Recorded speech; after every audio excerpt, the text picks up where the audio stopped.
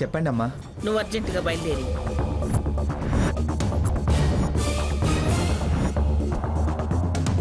అలాగే అండి. సీత, నేను వస్తున్నానే. నీ పెళ్ళెలా జరుగుతుందో చూస్తాను. ఎవరా? ఎవరు ఫోన్లో? బాగా కావలసిన మనిషి. తనొక్కదాన్నే పెళ్లికి రమ్మని పిలిచాను. అలాగా, సరే సరే పద. పద నాన్న.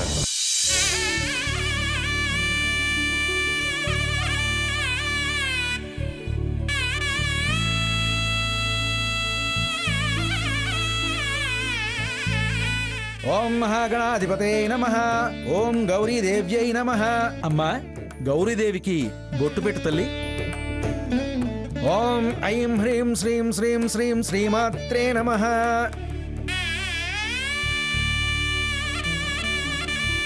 ఓం మహాగణాధిపతే నమః. ఓం గణానాం త్వా గణపతిగుం హవామహి కవిం కవీనాం ఉమస్రవస్తం. ఈ అక్షతల కలశంలో వేయమ్మా. ఓం గౌర్యై నమః. ఓం గుహాంబికాయై నమః. ఓం జగన్నేత్రే నమః. ఓం గిరితనూభావై నమః.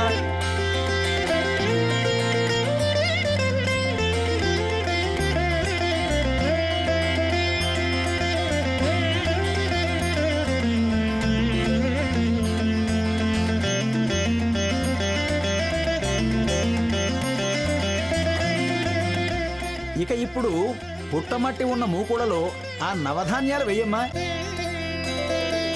బ్రహ్మ, ఇంద్రుడు, యముడు, వరుణుడు, చంద్రుడు తదితర దేవతామూర్తులను ఆహ్వానించి కలశాల్లో నీళ్లు చిలకరించాలి. ఆ నవధాన్యాల కలశాల్లో చల్లమ్మా.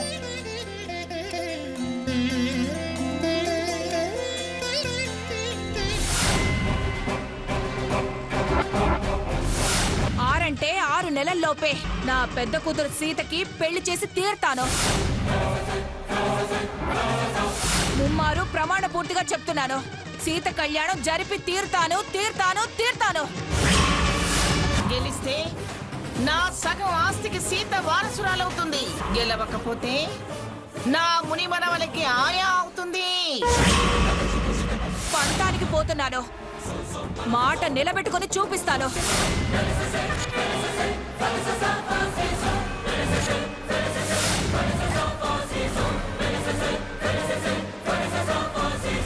అమ్మా, చేయి చాపమ్మా.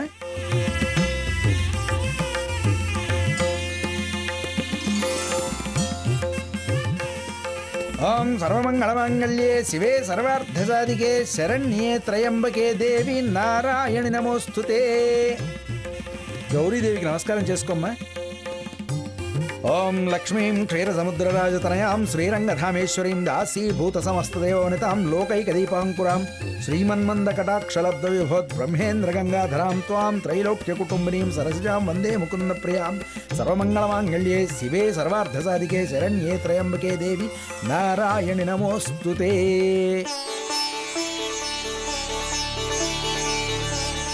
అమ్మా, హారతి కళ్ళకద్దుకో.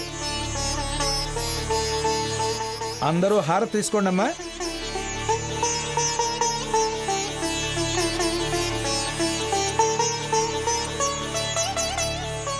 అమ్మా, తల్లిదండ్రుల ఆశీర్వాదం తీసుకుని మధుపర్కాలు ధరించి సిద్ధంగా ఉండండి.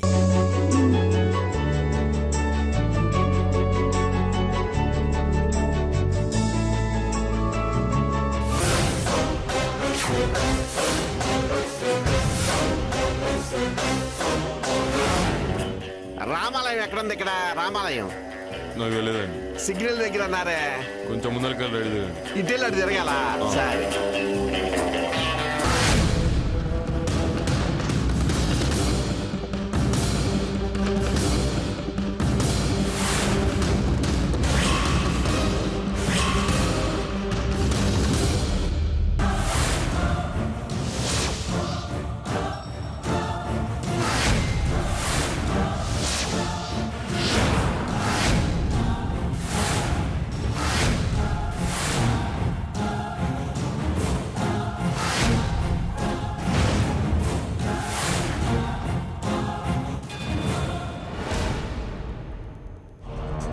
అదేంటి వదిన గారు వెంట ఆయన వస్తున్నారు?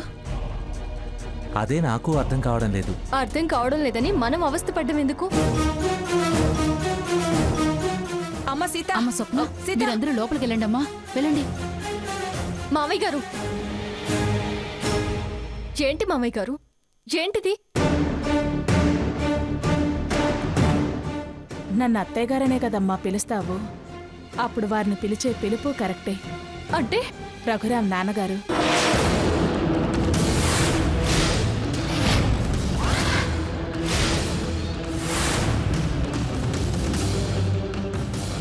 మావయ్య గారు రఘురాం ఫాదరా? అవునమ్మా.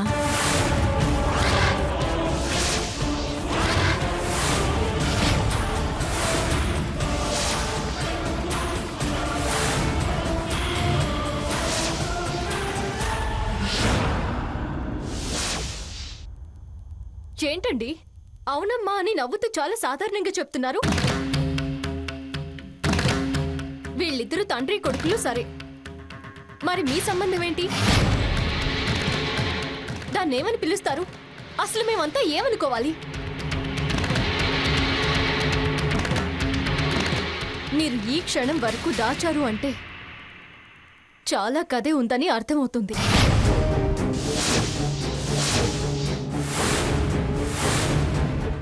నీ మాటల్లో అర్థం నాకు బాగా అర్థమైంది సీత. నువ్వు అనుకున్నంత సంస్కారం లేని సంబంధం మా మధ్య లేదమ్మా. చాలా పవిత్రమైన బంధం మాది. అందుకే వారు వారి ధర్మం బాధ్యత నెరవేర్చడానికే వచ్చారు.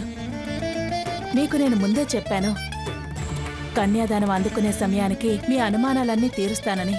ధర్మం బాధ్యత అటుంచండి, మీది పవిత్ర బంధమో అపవిత్ర బంధమో మాకెలా తెలుస్తుంది?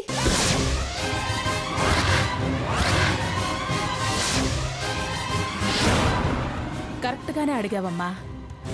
మన మధ్య బంధుత్వం ముడిపడే ముందు అడగాల్సిన ప్రశ్నే అడిగావు.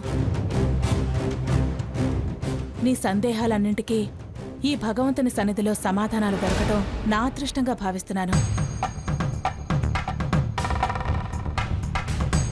మాది సంపూర్ణ సంస్కారంలో అగ్నిసాక్షిగా ముడిపడిన వైవాహిక సంబంధం.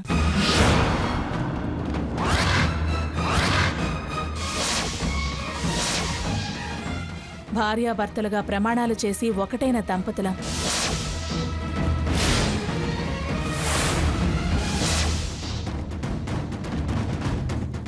మేమిద్దరం విడివిడిగా ఉండొచ్చు కానీ మా మనసులో ఎవరికి ఉండాల్సిన స్థానం వారికుంది. చట్టబద్ధతగా కలిసిన బంధం మాది. అన్ని హక్కులున్న బంధం మాది. నేను చట్టం గురించి హక్కుల గురించి అడగడం లేదు. చేసుకోబోయేవాడి అర్హత మా పవిత్ర బంధం మీద ఆధారపడి ఉంటుంది కాబట్టి నేను నీకు వివరంగా చెప్తున్నాను. నేనే వీరి మొదటి భార్యని.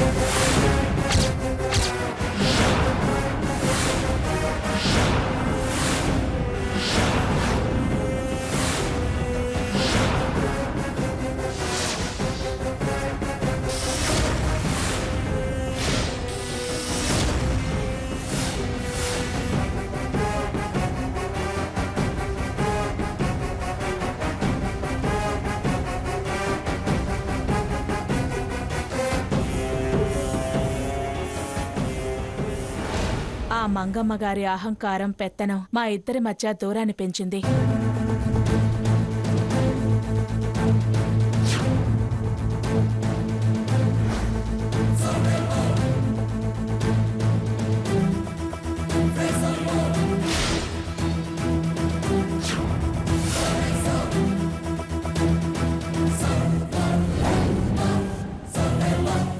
నా ఆత్మాభిమానం నన్ను నా బిడ్డని వీరికి దూరంగా ఉండేలా చేసింది. ఓ విధంగా చెప్పాలంటే ఇప్పుడు వారి భార్య స్థానంలో ఉన్నావిడ వివాహం చెల్లదు. కానీ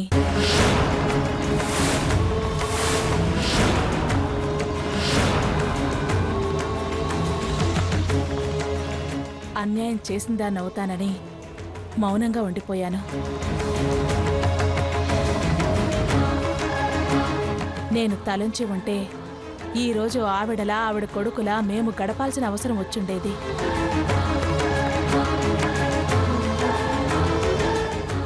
అసలు నేను వీరి చేతుల్లో పెడదామని ఆ ఊరు నుంచి బయలుదేరాను. అసలు హక్కుదారుడు నా తదనంతరం అనాథగా బతకూడదని. తండ్రి ఆదరణ వీడికి దక్కాలనే ఇక్కడికొచ్చాను. అప్పుడే నీ గురించి నాకు తెలిసింది. నీలాంటి ఓ మనసున్న అమ్మాయి, మంచితనం ఉన్న ఆడపిల్ల జీవితం ఆవిడ దాష్టికానికి బలవకూడదని వీణ్ణి రఘురామ్ని ముందు పంపాను. ఎవరండి మీరు? రామ్ రామ్ రామ్ రఘురామ్. ఏమక్కర్లేదు, తప్పుకో. వదలమంటారు, వదిలితే అంటారు. కానీ వీడి పరిచయం కన్నా ముందే నీ పెళ్లి సాకేత్తో నిశ్చయించబడిందని తెలిసింది. అందుకే మేము వెనక్కి తగ్గాల్సొచ్చింది. కానీ వాళ్ల ప్రవర్తన నిన్ను అవమానాలకి, నీ జీవితాన్ని అవహేళనకి గురిచేసింది.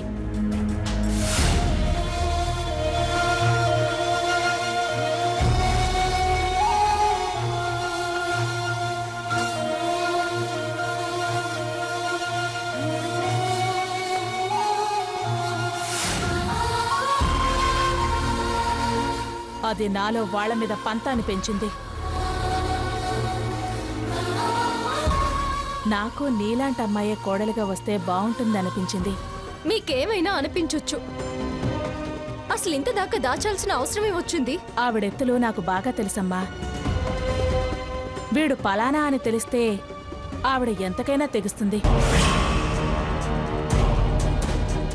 ఆ భయం మీకు నిజం చెప్పడానికి ఆలస్యం చేయించింది.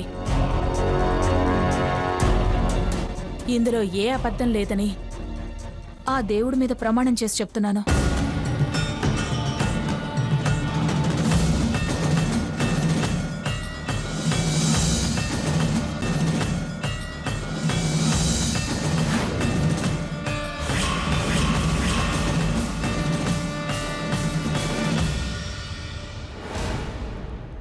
ఆ సీతారాముల మీద ప్రమాణం చేసి చెప్తున్నాను.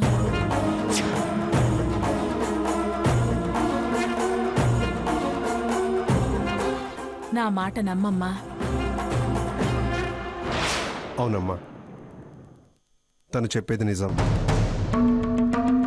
నీకు వీళ్ళెవరో తెలియకపోవటం కాదు, నాకు నా కొడుకెవరో నిన్నటిదాకా తెలీదు.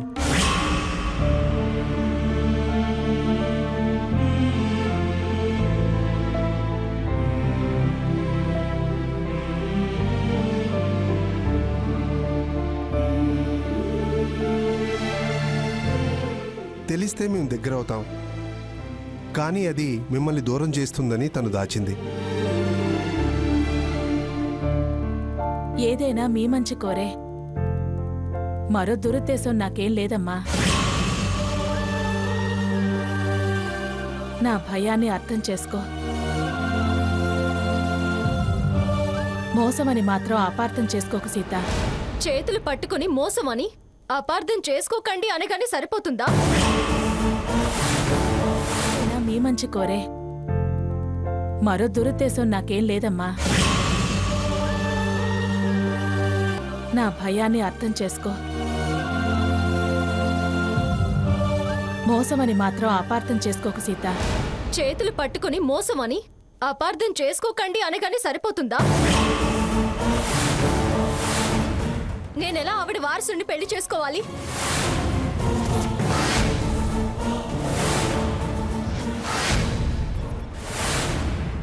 ఒక మనవిడితో పెళ్ళనుకున్నప్పుడే నా జీవితం మలుపులు తిరగడం మొదలుపెట్టింది. ఎంత ఆనందంగా గడిపాను. భవిష్యత్తు గురించి కన్న ఊహలన్నీ ఆవిరైపోయాయి.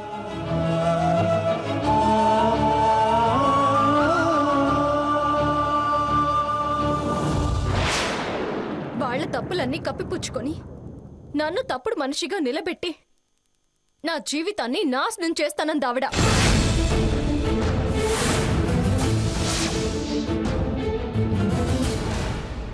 అలాంటి ఆవిడ మనవణ్ణి నేనెలా చేసుకుంటాననుకుంటున్నారు?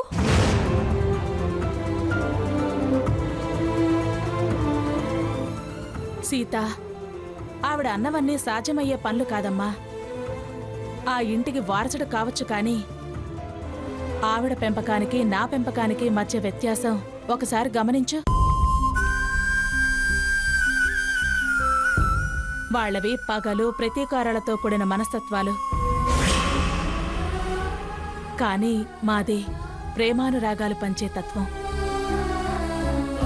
నీ జీవితానికి ఏ హాని జరగదని నేను హామీ ఇస్తున్నాను. వీడు నీకు పెళ్లి ప్రమాణాలు చేసి తప్పకుండా కంటికి రెప్పలా చూసుకుంటాడు.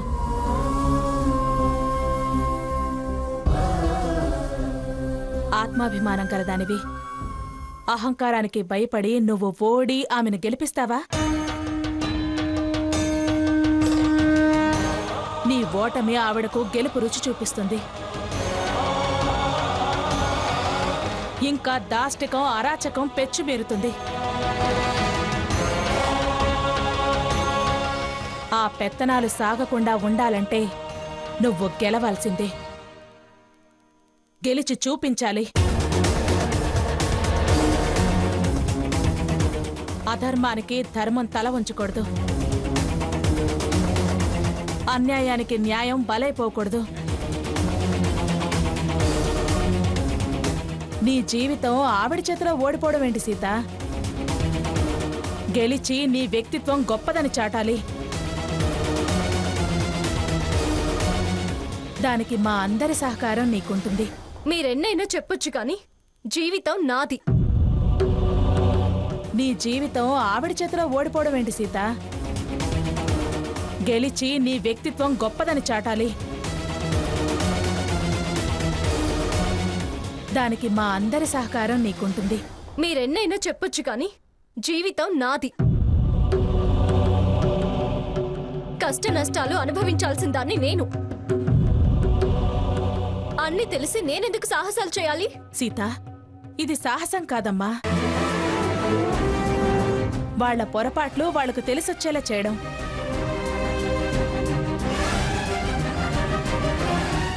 వాళ్ళు నిన్నెలా వేలెత్తి చూపించారో దానికి ప్రతీకారం నువ్వేంటో చూపించాలి.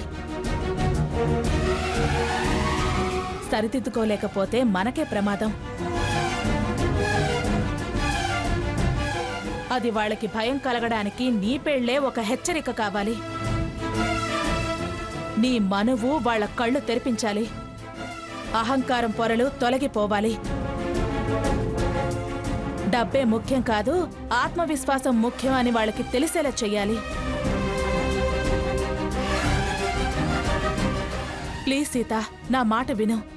ఇప్పుడు కాదని నువ్వు సాధించేదేంటో ఒక్కసారి ఆలోచించు. సీత, నువ్వు నా కోడలివి కావాలని స్వార్థంతో చెప్పటం లేదమ్మా. నువ్వు వెనక్కి తగ్గితే వాళ్ళు ఈ జన్మలో మారరు.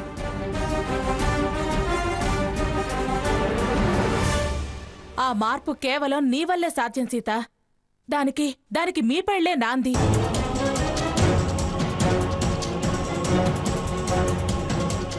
చూడు సీత, ఒక్కసారి ఆలోచించమ్మా.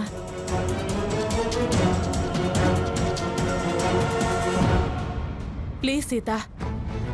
ఏ ఇంటికి నేను వెళ్ళకూడదనుకున్నాను తిరిగి ఆ ఇంటి వారసుని పెళ్లి చేసుకోవాల్సి వస్తుంది. ఇప్పుడు నేను కాదంటే మళ్ళీ అమ్మా నాన్నల కథ మొదటికొస్తుంది. వాళ్ళని ఓదార్చడం నా వల్ల అయ్యే పని కాదు. ఇతను ఆ పిఠాపురం వారి వారసుడే అయినా అతనికి ఇతనికి మధ్య చాలా వ్యత్యాసం ఉంది.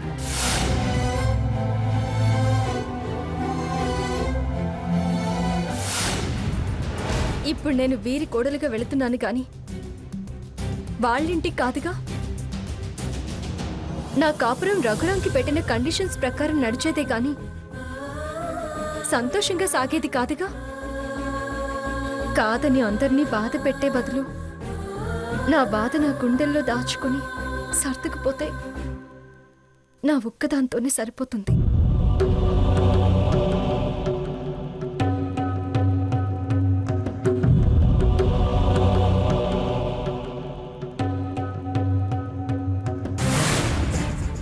డ్రైవర్, అమ్మా, రైట్ సైడ్ వెళ్ళు